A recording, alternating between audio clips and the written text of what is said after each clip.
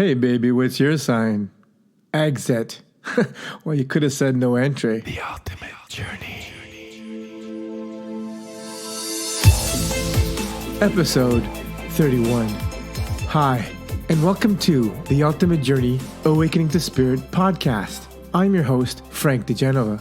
This episode is called Your Body and Astrology.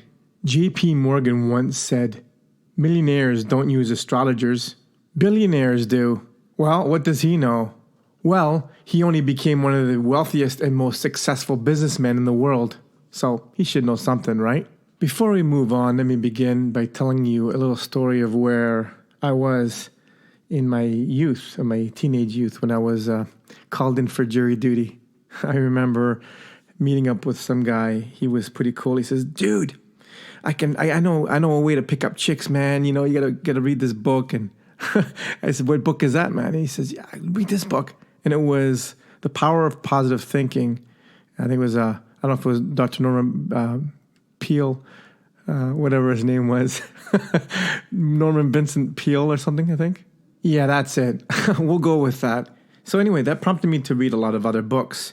The Think and Grow Rich by Napoleon Hill and all these things. And then I got into astrology. You know, being single and young, I think I was about 19 or 20. I just finished hair college, and I was called into jury duty while I was in school. So I said I can't go. So then as soon as I left school, finished school, graduated, I was on this. So I met this guy, and I met a bunch of other people. Funny, when we're waiting to get called on trial. I don't remember this guy's name, but I do remember this guy named Chuck. He was working for Air Canada at the airport.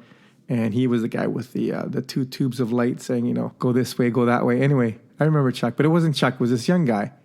And we were talking about stuff. And, you know, this was kind of the beginning of the end for me in the self-development and self-empowerment arena.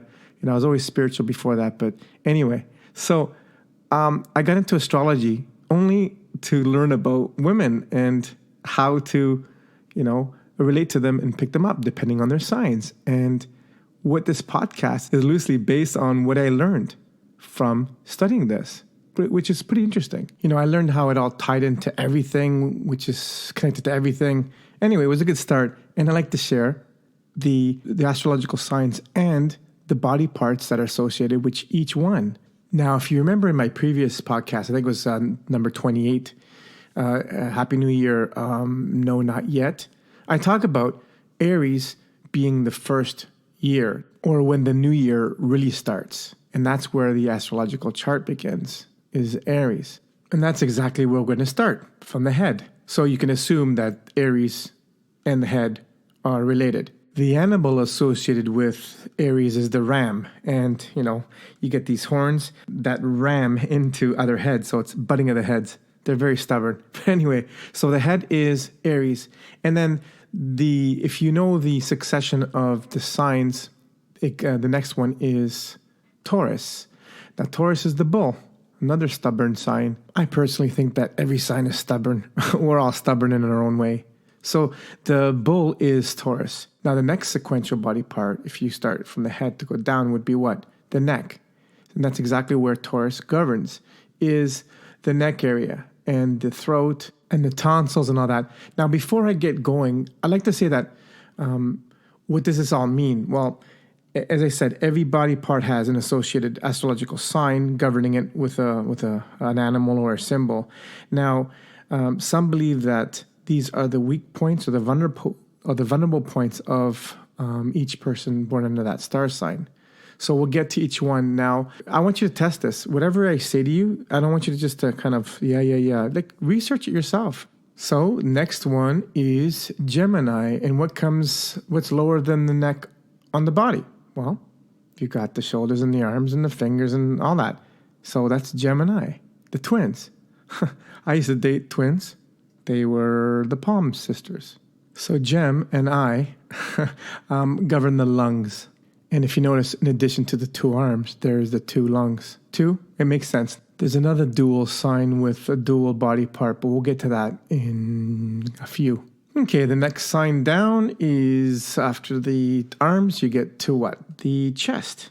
And Cancer is the crab. And it's like a heart plating chest, which it's the breasts, basically, the chest or breasts. And if you notice, a crab has got a hard shell, okay, protecting the soft, mushy, sensitive little meat inside. So it's pretty fitting. You're welcome, Gemini. Cancer's protecting your lungs with our hard shell. Oops, did I just say our? My sign could be busted right now. And after Cancer, you have the heart of a lion, Leo. And actually, Leo and heart go together too.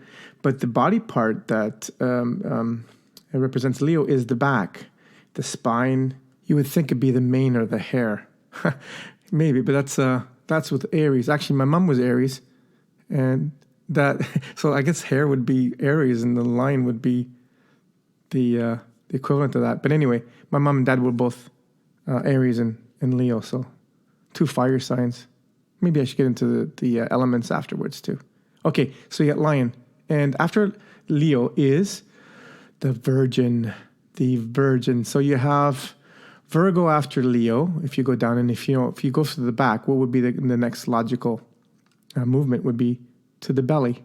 So Virgo is associated with the belly and is the intestines that those worry, wart, Virgo, overthinking, critical people are, I don't know if they would have digestive issues because they worry so much. And I've always found it fascinating why it was the Virgin. And there would be no baby in the belly. Their governing body part, if you're a virgin, unless it's immaculate. I will be talking about astrology and something deeper in another podcast. Okay, so following Virgo is the belly is you're gonna have is Libra, and Libra is, guess what body part Libra is it's the bum. The scales is a representation for Libra, and if you notice the 2 scales, the 2 bum cheeks, and kidney is related to this sign. So there's 2 kidneys in most people. And so that is a little cheeky, isn't it? You see what I did there? Anyway, let's carry on. Next, we have the sex and revenge sign, the Scorpion, the Scorpio. And it's all about the junk. It's all about the junk. From the bum to the front, we have the Scorpion obsession, intensity, enshrouded in mystery. The junk's got to be covered up and hidden. The nose, blood, and bowels are also associated with this intense sign. Okay, now moving right along, we get to Sagittarius, which is depicted as the archer and is the thighs, inner thighs, and is associated with the liver. After Sagittarius is Capricorn, the goat. And you would guess the goat, the mountain goat. So you see that kind of got these, I wouldn't say wonky knees, but the knees obviously is the next body part that I'm talking about, but they're susceptible to having bad knees and I think osteoporosis as well.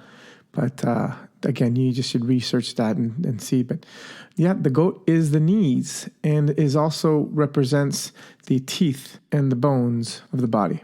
Then we have the water bear, Aquarius, which a lot of people confuse with a water sign because it's the water bear, but it's an air sign. And this sign represents the calves just below the knees and also the circulatory system, I believe.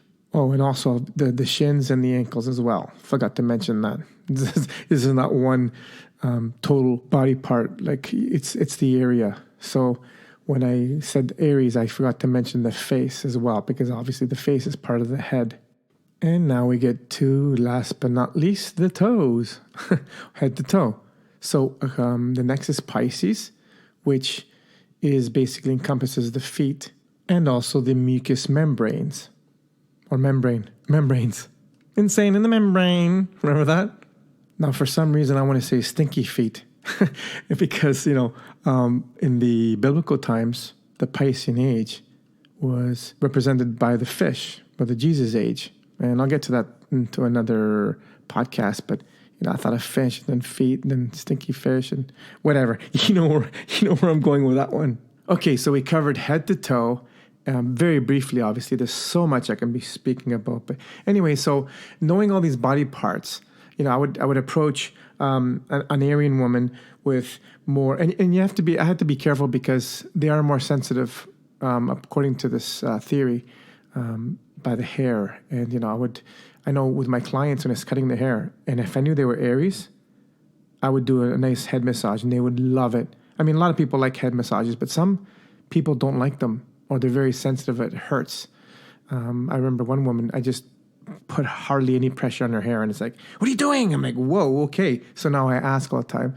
But Aries, so I would be more head centric with an Aryan woman, and then with a Taurus.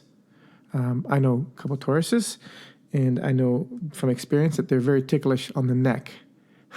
So I couldn't do my neck biting or my vampire skills or kissing skills without them freaking out and getting super sensitive. So just, with Scorpions, it was pretty much, you go right there. And, but yeah, it just, I want to ask to you if you're a Libra, if you like your bum being played with, and if you are a Pisces, and if you like your feet be played with, but maybe not. Because again, as I said, all these parts are the vulnerable points or the sensitive points or the governing areas. So they could either be something that could develop in an unhealthy way when you get older, or you're more prone to certain afflictions or accidents. I don't know. But if you're Capricorn and if you have knee problems, I'd like to know that. And, whatever. So Aries head, Taurus neck, Gemini arms, shoulders, Cancer chest, Leo back, Virgo tummy, Libra bum, Scorpion genitals, Sagittarius inner thighs and thighs, Capricorn knees, Aquarius is the calves, and Pisces are the feet. And that's basically head to toe. I'm going to get a little esoterical here. And if you're listening and you're a healer, I'd like to offer you a kind of a cool approach to use the body signs. If you're a Reiki practitioner, or if you do energy healing, or if you do 5D kind of hologram work or holographic work, have you ever considered bringing in, let's say you're working on the back of someone, have you ever considered bringing in the star constellation of Leo or the actual Leo energy to direct your energy to the back? Or to the holographic image of the back. I don't know how you work, but bringing in the star system of Leo, or the sign of Leo, or the kind of animal medicine of whatever it is, that'd be kind of cool. And I've experimented with that myself, which, with my shoulders, I'll call on the Gemini star system, and the sign, even just you can do the symbol. If you do any Reiki, this just came into me now. I don't know why. If it's coming in, who is downloading this for me? But how every sign has like a symbol.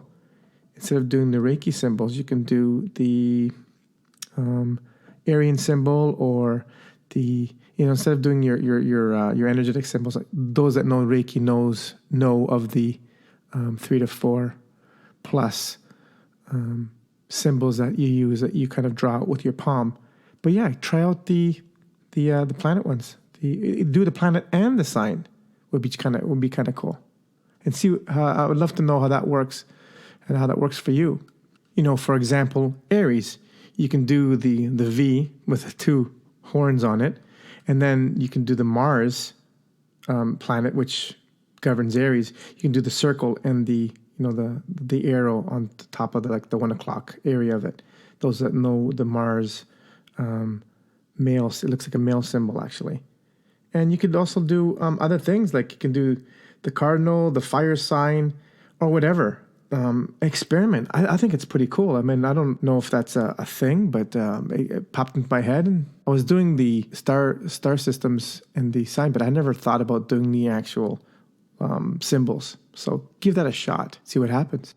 And if you want to get experimental and kinky in the bedroom with your partner, figure out what sign you are. You should know by now. If you believe it or not, it's kind of ingrained in us. Try out some role playing, and just touch certain parts with your partner, your lover, and see if this is true for you or not. The world is basically, our life is basically a playground. We should have fun exploring in that. So, yeah, try those out. And if you find out any other things, please let me know. And at the end of this podcast, I'll give you the contact info and my email so you can get a hold of me and share your experiences. And if you haven't picked up my books, one, The Ultimate Journey, An Earth Traveler's Guide to Awakening, and my second one, Create the Life You Desire, Unlock Your Greatest Potential, you can go to Amazon and pick one up and help support me in my work. Thank you. Or give me a shout and I'll mail one off to you. We'll do like a e-transfer or something. Yeah. So great. And I'm, really grateful that you're listening to my podcast. The downloads are kind of climbing, which is awesome. And I'm enjoying doing these things. And obviously, it looks like you guys are enjoying it too for bumping up my numbers. So thank you for that. Thank you. There's 3 thank yous when you do that. Thank you. And yeah, this is great. I'm having fun with this. And I'm looking forward to hearing from you and what you got to say. So this concludes this episode of The Ultimate Journey, Awakening to Spirit podcast. And I'm your host, Frank DeGenova. Thank you for listening to The Ultimate Journey, Awakening to Spirit podcast. Join me again next time for more spiritual talk. You can reach me at info@theultimatejourneyawakeningtospirit.com. And you can also visit my website, theultimatejourneyawakeningtospirit.com. Until next time, walk in love and in gratitude.